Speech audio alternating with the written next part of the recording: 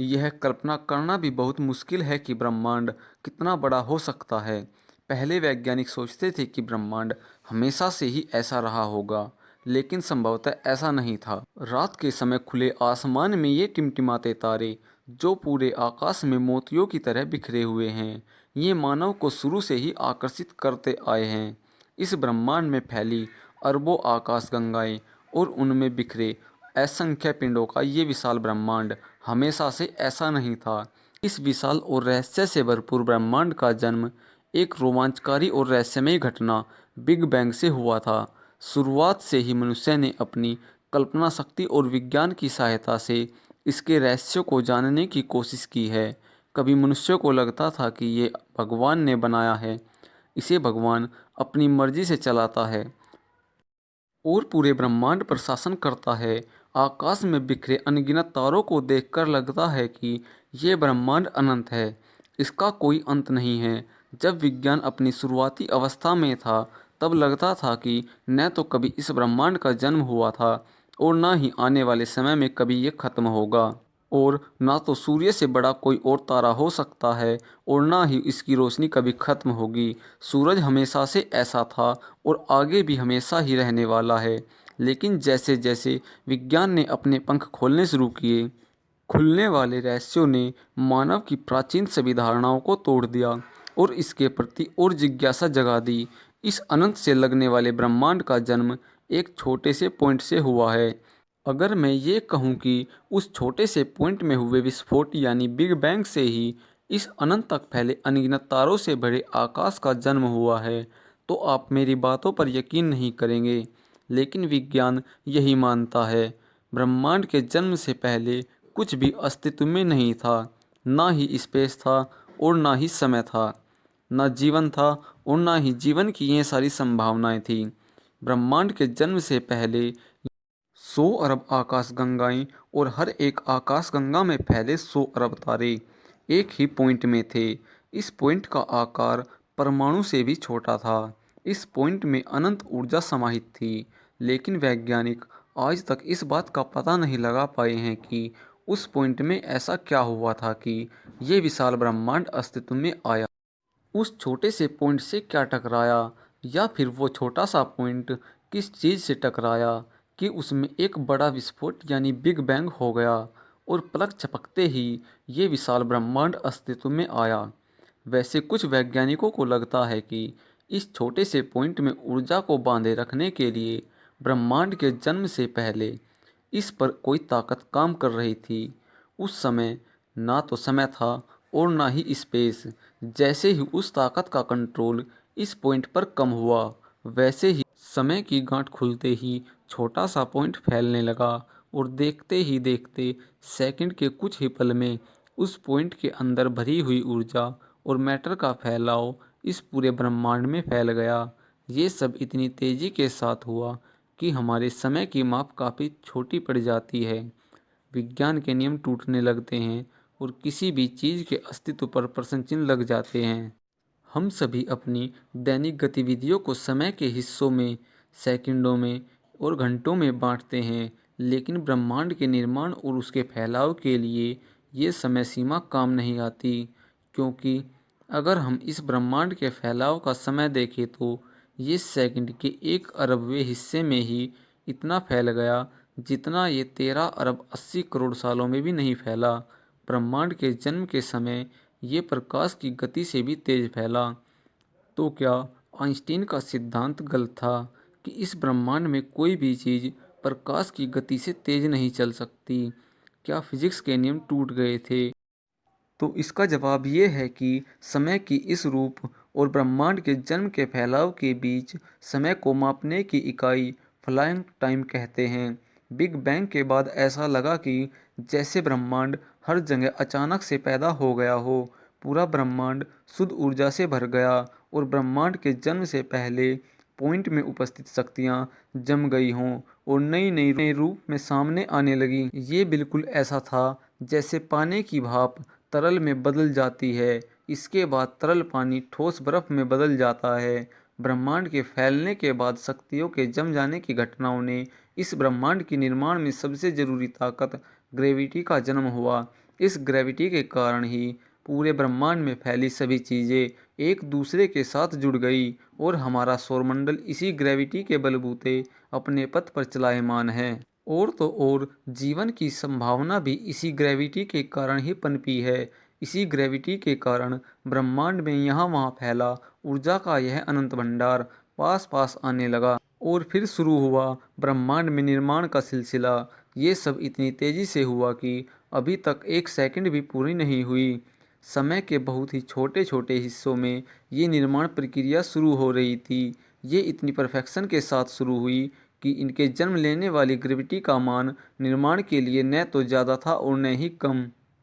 यदि इस ताकत का मान थोड़ा भी ज़्यादा होता तो अभी अभी हुआ बिग बैंग विस्फोट फिर से जन्म लेता और कुछ ही प्लांक टाइम में अनेकों बिग बैंग हो जाते और ख़त्म हो जाते। इस तरह से जीवन की संभावनाएं भी ख़त्म हो जाती। यानी ग्रेविटी का मान थोड़ा भी कम होता तो बिग बैंग लगातार बनता रहता, फिर एक पॉइंट में ही वापस सिकुड़ कर रह जाता।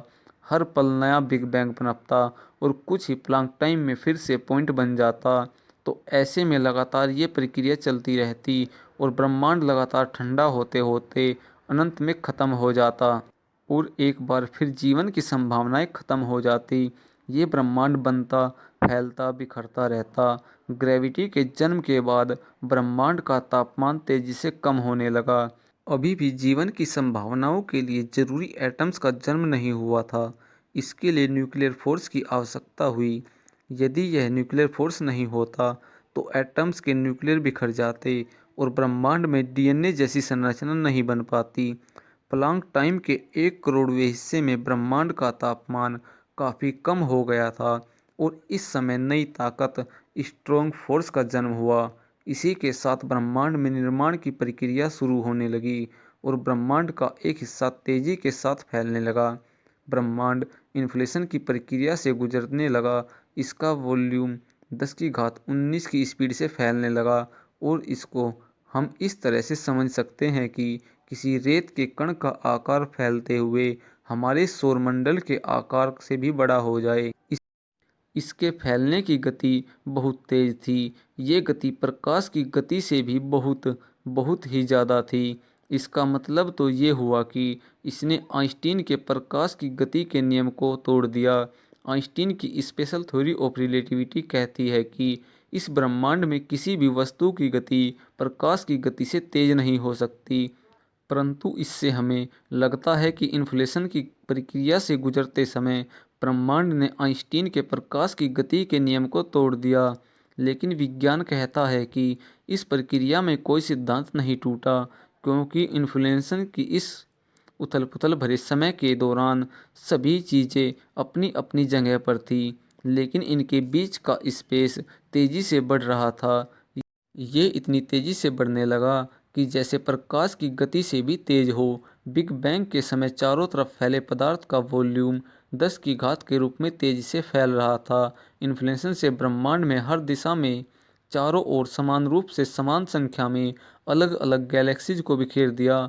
यही रीजन है कि जब हम ब्रह्मांड की मैपिंग करते हैं तो हमें हर दिशा में समान संख्या में तारे और गैलेक्सीज दिखाई देती हैं। ये सिर्फ अभी तक सैद्धांतिक रूप से ही परिभाषित था। इसका कोई भी वैज्ञानिक सबूत नहीं था। जब तक इसका कोई वैज्ञानिक सबूत नहीं मिलता तब तक इन्फ्लेशन से हर सस्पेंस ही बना रहा।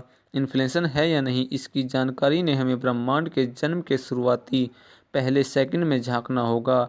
यानी हमें समय में लगभग 13 अरब वर्ष पीछे जाना होगा। हालांकि ऐसा संभव तो नहीं है, लेकिन एक तरीका है जिससे समय में काफ़ी पीछे तक जाया जा सकता है। इसके लिए हमें अंतरिक्ष की गहराइयों में जाना होगा। जब हम रात में चमकते तारों को देखते हैं तो हमें वर्तमान की जगह हमारा बीता हुआ कल नजर आता है। सुबह होते ही सूरज की रोशनी को हमारी धरती तक पहुंचने में लगभग 8 मिनट 20 सेकंड का समय लगता है।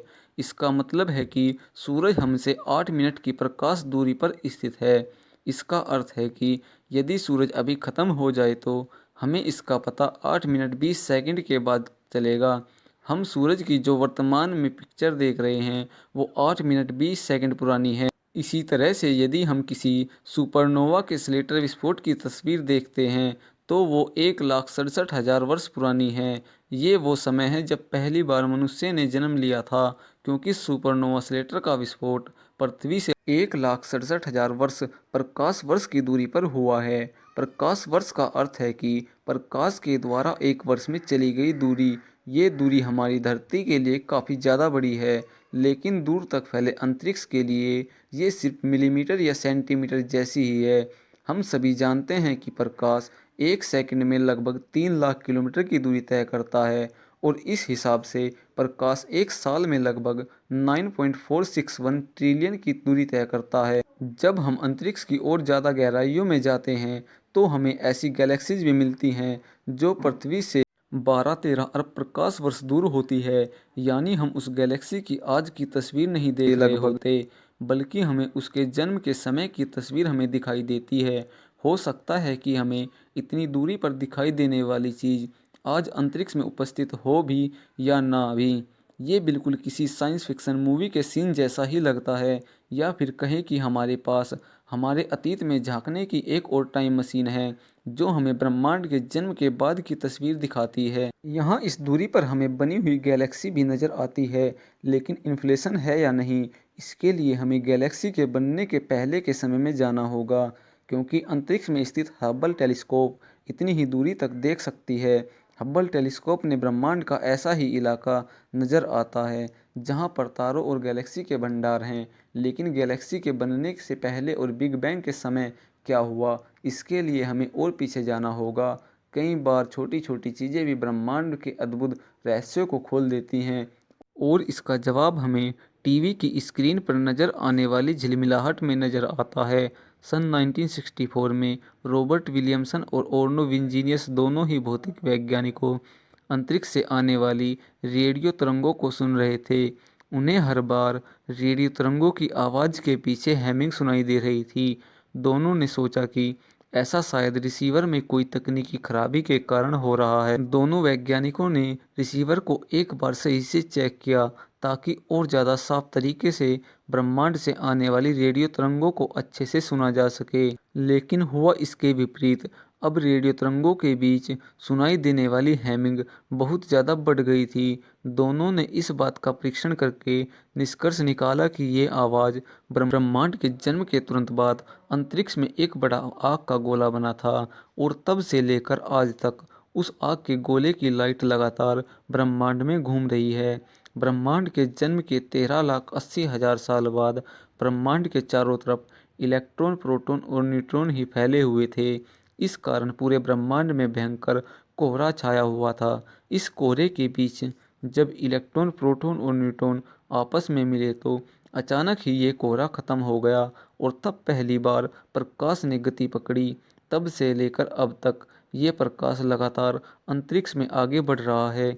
ये बिल्कुल ऐसा है जैसे सर्दियों में छाया हुआ कोहरा कुछ दूर हमें कुछ भी देखने नहीं देता, लेकिन कुछ समय बाद ही ये कोहरा अचानक हट जाता है और हमें सब कुछ साफ साफ दिखाई देने लगता है।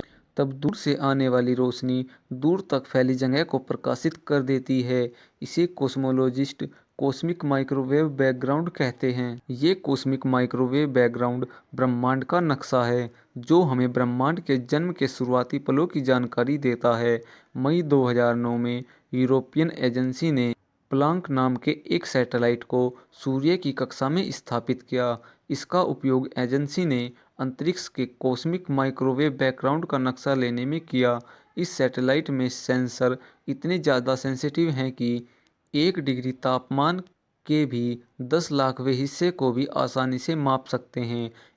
इस सैटेलाइट की सहायता से वैज्ञानिकों ने कॉस्मिक माइक्रोवेव बैकग्राउंड को तैयार किया। ये खोज मानव इतिहास की सबसे बड़ी खोजों में से एक है। ये खोज डीएनए की खोज के बराबर ही है। ये कॉस्मिक माइक्रोवेव बैकग्राउंड लाल और नीले धब्बों से भरा पड़ा है, जो ये बताता है कि नीले धब्बों की जगह ब्रह्मांड ठंडा हो गया है और नीले धब्बे बाद में नए स्पेस में बदल जाएंगे। लेकिन वहीं लाल धब्बे अंतरिक्ष में गर्म जगहों के बारे में बताते हैं, जो ये बताते हैं कि अंतरिक्ष में और गैलेक्सीज का निर्माण हो रहा है।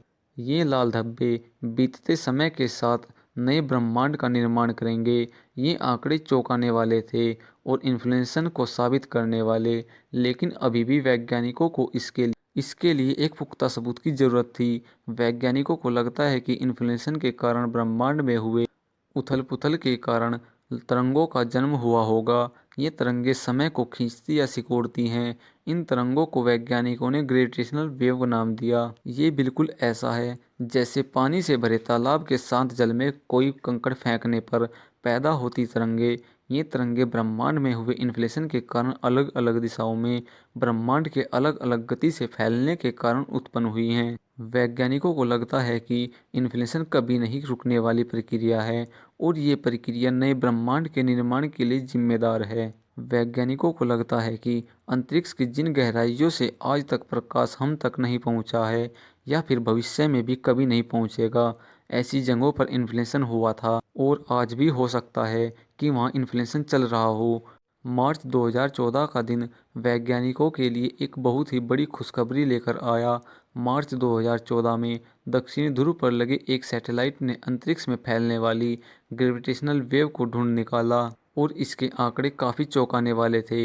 इन आंकड़ों ने इन्फ्लेशन की उपस्थिति पर पक्की मोहर लगा दी। इन्फ्लेशन का सिद्धांत हमें बताता है कि क्यों अंतरिक्ष में चारों तरफ समान रूप से गैलेक्सी और तारे बिखरे हुए हैं। इन्फ्लेशन एक ऐसी प्रक्रिया है जो छोटी सी नज़र आने वाली जगह में सेकंड के कुछ ही हिस्से में तेजी से एक नए और विशाल ब्रह्मांड को जन्म दे सकती है। इसका अर्थ है कि जब इन्फ्लेशन रुकता है तब उस जगह पर नए ब्रह्मांड को जन्म देता है। इसका मतलब तो ये हुआ कि हर समय स्पेस में बहुत सारे ब्रह्मांड जन्म ले रहे हैं। इस बात पर मोहर लगाते हुए इन्फ्लेशन के कारण स्पेस में हमारे जैसे हजारों ब्रह्मांड हो सकते हैं। इसका सीधा सा अर्थ है कि जिस तरह से 100 अरब गैलेक्सीज में 100 अरब तारे हैं, तो वही इन 100 अरब ब्रह्मांडों में एक हमारा ब्रह्मांड हो सकता है कि हमारी पृथ्वी से मिलती जुलती धरती हो, उस पर हमारे जैसे जीवन की संभावनाओं में मिलते जुलते लोग रहते हों। अब अगर ये बात सही हो तो हमारे इस ब्रह्मांड का आकार हमारी सोच से काफ़ी ज़्यादा बड़ा हो सकता है, लेकिन आंकड़े इशारा करते हैं कि स्पेस की तुलना में हमारे ब्रह्मांड का आकार अभी भी बेसबॉल जितना ही बड़ा है। इन्फ्लेशन के बाद ब्रह्मांड की उम्र अभी भी एक सेकंड के 1 खरबवें हिस्से जितनी ही है, तो वहीं इस समय इसका तापमान 1000 खरब डिग्री जितना। इस समय इस ब्रह्मांड में सिर्फ ऊर्जा ही ऊर्जा भरी हुई थी। इतने ज़्यादा टेम्परेचर में ब्रह्मांड में सिर्फ रेडिएशन ही रेडिएशन मौजूद था। इस समय ब्रह्मांड ऊर्जा का एक गोला था और यह लगातार ऊर्जा को छोड़ते जा रहा था ताकि हमें आज नज़र आने वाली हर चीज़ का निर्माण हो सके। अगर उस समय ऊर्जा ही ऊर्जा भरी हुई थी तो इस मटेरियल से भरा ब्रह्मांड कैसे बना? लोगों को लगता था कि ऐसा नहीं है, क्यों ऊर्जा और द्रव्य दोनों ही अलग अलग चीज़ें हैं। लोगों को लगता था कि ऊर्जा ना तो कभी मटेरियल में बदल सकती है और ना ही मटेरियल ऊर्जा में, लेकिन 1905 में आइंस्टीन की खोज ने पूरी दुनिया को हिलाकर रख दिया। आइंस्टीन ने बताया कि ऊर्जा और मटेरियल एक सिक्के के दो पहलू की तरह हैं जिन्हें अलग नहीं किया जा सकता। उनका कहना था कि अगर आपके पास ऊर्जा है तो आप उसे मटेरियल में बदल सकते हैं और यदि आपके पास मटेरियल है तो आप उससे ऊर्जा का एक बड़ा भंडार प्राप्त कर सकते हैं। इसके लिए आइंस्टीन ने अपनी गणितीय गणनाओं के बाद गणितीय समीकरण E=mc² दी। इस आधार पर भविष्य में दुनिया के सबसे विनाशक हथियार परमाणु बम की नींव रखी थी। आइंस्टीन का समीकरण बताता है कि यदि आपके पास 1 ग्राम मैटर है तो आप उससे 3 × 10⁻⁴ ऊर्जा प्राप्त कर सकते हैं। आइंस्टीन का समीकरण कहता है कि ब्रह्मांड में पाए जाने वाले हर एक पदार्थ ऊर्जा का एक कांस्टेंट रूप है। जिस तरह से परमाणु बम के विस्फोट से मटेरियल ऊर्जा में बदल जाता है, उसी तरह से बिग बैंग के विस्फोट के बाद ऊर्जा पदार्थ में बदल जाती है। लेकिन क्या ये पदार्थ आज नज़र आने वाले पदार्थ जैसा ही था? इसका जवाब है नहीं, क्योंकि आज नज़र आने वाली चीज़ें शुरुआत में बने पदार्थों के संयोग से मिलकर बनी हैं। इसका मतलब है कि आज नज़र आने वाले पदार्थ के निर्माण का एक बेस पदार्थ मौजूद था जिसे वैज्ञानिक गॉड पार्टिकल कहते हैं।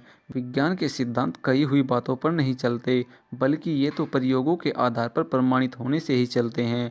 गॉड पार्टिकल की कल्पना मात्र ही था। यदि गॉड पार्टिकल का अस्तित्व था तो वैज्ञानिकों को इसके लिए पुख्ता सबूत चाहिए थे। पुख्ता सबूतों के लिए वैज्ञानिकों ने दुनिया का सबसे बड़ा प्रयोग रूक हेवन लेबोरेटरी में शुरू किया। यहाँ 4 किलोमीटर लंबी सुरंग में वैज्ञानिक ब्रह्मांड के जन्म की 1 सेकंड के 10 लाखवें हिस्से में बनी परिस्थितियों को उत्पन्न करने की कोशिश करते हैं। यहाँ वैज्ञानिक 1 सेकंड में 78,000 बार गोल्ड के न्यूक्लियाई को फायर करते हैं और उनकी टक्कर स्टार डिटेक्टर मशीन पर करवाते हैं। ये टक्कर बड़ी ही ज़बरदस्त होती है और इससे चारों ओर कण ही कण बिखर जाते हैं। यहाँ वैज्ञानिक एक प्रोटॉन प्रोटॉन के बीच टक्कर करवाते हैं। टक्कर के बाद बड़ी मात्रा में कण पैदा होते हैं और इन कणों की संख्या कणों के टकराने की स्पीड पर निर्भर करती है। इन कणों को वैज्ञानिकों ने क्वार्क नाम दिया। जब वैज्ञानिकों ने इनका विश्लेषण किया तो पाया कि इस समय एक विशेष प्रकार का तरल बनता है, लेकिन उसका अस्तित्व ज़्यादा समय तक नहीं रहता। ये ऐसा तरल होता है जो आज से पहले कभी उपस्थित नहीं था। हो सकता कि ये तरल ब्रह्मांड के जन्म के समय मौजूद रहा हो। इस तरल की खास बात यह है कि ये पानी के मुकाबले काफ़ी अच्छे से बहता है। इस समय ब्रह्मांड में उपस्थित एक शक्ति स्ट्रॉन्ग फोर्स ने प्रोटॉन के साथ क्वार्क को जोड़ दिया और धीरे धीरे मैटर का निर्माण होने लगा। लेकिन इस समय बने मैटर का कोई मास नहीं था, जबकि आज के समय में उपस्थित मैटर में मास होता है। बिना मास के कोई भी मैटर प्रकाश की गति से दौड़ेगा और वो एक लाइट की तरह नजर आएगा। अब वैज्ञानिकों के लिए सबसे बड़ी समस्या मैटर का मास है कि जब ब्रह्मांड के जन्म के समय मैटर का कोई खास मास नहीं था, तो आज के ब्रह्मांड में मास कहाँ से आया? इसका जवाब दिया 1970 के दशक में पीटर हिग्स ने। उन्होंने बताया कि ब्रह्मांड में एक फील्ड काम करती है जिसे उनके सम्मान में हिग्स फील्ड कहते हैं। ये फील्ड ब्रह्मांड में दिखाई नहीं देता, लेकिन इस फील्ड के कारण ही ब्रह्मांड में मास की उत्पत्ति हुई। पीटर हिग्स कहते हैं कि ब्रह्मांड में कणों की उपस्थिति बढ़ने से इस ब्रह्मांड में हिग्स फील्ड के साथ पदार्थ के निर्माण के बुनियादी आपस में जुड़ने लगे और उन कणों में मास पैदा होने लगा। हिग्स फील्ड के साथ कोई भी कण जितना ज़्यादा जुड़ता है, उतना ज़्यादा उसका मास बढ़ने लगता है और यही रीजन है कि शुरुआती ब्रह्मांड के मुकाबले आज के ब्रह्मांड के कणों में मास की उपस्थिति है। अब विज्ञान के सामने एक नया प्रश्न खड़ा हो गया कि क्या बोसोन फील्ड मौजूद है या नहीं। इसके लिए वैज्ञानिकों ने CERN में दुनिया की सबसे बड़ी लैब और मशीन के साथ प्रयोग शुरू किया। इस प्रयोग को लार्ज हाइड्रोजन कोलाइजर यानी LHC कहते हैं। इस प्रयोगशाला का निर्माण जमीन से 300 फीट की गहराई में किया गया। यहाँ 27 किलोमीटर लंबी कंक्रीट से बनी 2 सुरंगों में 2 प्रोटॉन बीमों को टकराया जाता है और उनके बीच की टक्कर के बाद के निष्कर्षों का विश्लेषण किया जाता है। यहाँ लगभग 3800 वैज्ञानिकों की टीम काम करती है। इस बीम के सेंटर में हुई टक्कर से प्रोटॉन आपस में टकराकर अनेक कणों में बिखर जाते हैं। वैज्ञानिकों ने अनेकों बार इस प्रयोग को दोहराया, लेकिन वैज्ञानिकों को सफलता 14 मार्च 2013 में मिली। इस दिन वैज्ञानिकों ने घोषणा की कि उन्होंने प्रोटॉन की टक्कर के बाद एक ऐसे कण को खोज निकाला है जो किसी भी कण के साथ मिलकर एटम और उसके मास का निर्माण करता है। वैज्ञानिकों के अनुसार ये एक ऐसा कण है जिसके बिना किसी भी मैटर की कल्पना नहीं की जा सकती, क्योंकि किसी भी मैटर का मास नहीं हो तो वह अस्तित्व में नहीं रहेगा और मैटर के मास के लिए इस कण का होना बहुत आवश्यक है। वैज्ञानिकों ने बताया कि अगर इस कण के बिना किसी मैटर में मास बन भी जाए तो एटम का निर्माण नहीं हो सकता और बिना एटम के किसी भी चीज का अस्तित्व संभव नहीं है। वैज्ञानिकों ने इस बुनियादी कण को हिग्स बोसोन कण का नाम दिया और इसी हिग्स बोसोन को गॉड पार्टिकल के नाम से जाना जाता है। तो अभी तक ब्रह्मांड 1 सेकंड का ही हुआ था। ब्रह्मांड के निर्माण के लिए जरूरी 4 ताकतों दुर्बल नाभिकीय बल, प्रबल नाभिकीय बल, गुरुत्वीय बल और विद्युत चुंबकीय बल का निर्माण हो चुका था। ये चारों फोर्स मिलकर ब्रह्मांड का निर्माण करते हैं। ये चारों फोर्स कैसे मिले? इसके लिए वैज्ञानिकों को ऐसे तापमान की आवश्यकता थी जो इन चारों ताकतों को बांधने की हिम्मत रखता हो। इस बात का पता वैज्ञानिकों को साउथ पोल में लगे टेलीस्कोप में मिला। इस टेलीस्कोप ने ब्रह्मांड में एक ऐसे तापमान को खोज निकाला जो LHC से भी 1 करोड़ गुना ज़्यादा गर्म था। ये तापमान चारों बलों को एक साथ बांधने की ताकत रखता था। अब ब्रह्मांड में मैटर ही मैटर फैल गया था, लेकिन इसी समय फिर से एक नई समस्या उत्पन्न हो गई। ब्रह्मांड में प्रोटॉनों की टक्कर के बाद पैदा हुई ऊर्जा से मैटर और एंटी मैटर बने। दोनों ही प्रकृति में विपरीत थे और जब दोनों एक साथ मिलते तो एक दूसरे का अस्तित्व वहीं खत्म कर देते। अब ब्रह्मांड में अस्तित्व का युद्ध शुरू हुआ, लेकिन इस युद्ध में जीत मैटर की हुई और एंटी मैटर हार गया। यानी कि ब्रह्मांड में मैटर की संख्या ज़्यादा, एंटी मैटर की संख्या कम। और इसी संतुलन से हमारे ब्रह्मांड का जन्म हुआ। लेकिन एंटीमैटर और मैटर की संख्या असमान क्यों रही, इसका जवाब मिलना अभी बाकी है। और इसी के साथ अनेकों ब्रह्मांड के रहस्यों का खुलना भी बाकी है। ब्रह्मांड के जन्म 1 सेकंड के बाद ही ब्रह्मांड का इतना विस्तार हो चुका था जितना कि पिछले 13 अरब सालों में भी नहीं हुआ। ये पूरी कहानी ब्रह्मांड के जन्म के 1 सेकंड की कहानी है। अगर हम इसे शॉर्ट में समझे तो ये बस इतना सा है कि एक छोटे से गोले के विस्तार के बाद हुए भयंकर विस्फोट के कारण ग्रेविटी के जन्म के बाद स्ट्रॉन्ग फोर्स पैदा हुए। इसके बाद इन्फ्लेशन का उथल पुथल भरा दौर शुरू हुआ और देखते ही देखते हिग्स फील्ड और हिग्स बोसोन जैसे कणों का जन्म हो गया, जिससे मैटर बने और मैटर में मास बनने से अणुओं का निर्माण हुआ। और फिर छिड़ा एक युद्ध मैटर और एंटी मैटर के बीच। दोनों के असंतुलन के कारण ही बना हमारा ये ब्रह्मांड। बिग बैंग के 3,80,000 साल बाद ब्रह्मांड के फैलने की गति काफ़ी धीमी हो गई और अब ब्रह्मांड पहले के मुकाबले ठंडा होने लगा था।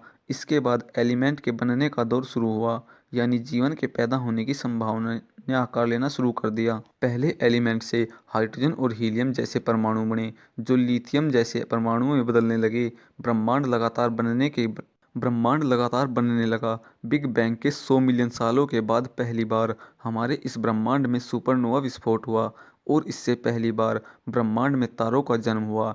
अब ब्रह्मांड तारों से भरा इलाका था। ब्रह्मांड लगातार अपने आप को विकसित कर रहा था और लगातार ठंडा हो रहा था। ये काफ़ी धीरे धीरे चलने वाली प्रक्रिया का हिस्सा था। अब ब्रह्मांड में जिधर भी नज़र डाले उधर तारों का झुंड नजर आता था।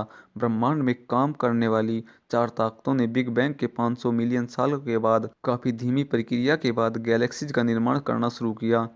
लेकिन जीवन अभी भी बहुत दूर था, क्योंकि जीवन की संभावनाओं के लिए बुनियादी तापमान अभी भी काफ़ी दूर था। और बिग बैंग के 9 बिलियन सालों के बाद पहला सोलर सिस्टम नजर आया, जिसमें एक तारे के चारों ओर बहुत सारे ग्रह चक्कर लगा रहे थे। लगभग 13 बिलियन सालों के बाद आज जैसी परिस्थितियों से भरा अद्भुत ब्रह्मांड नजर आया।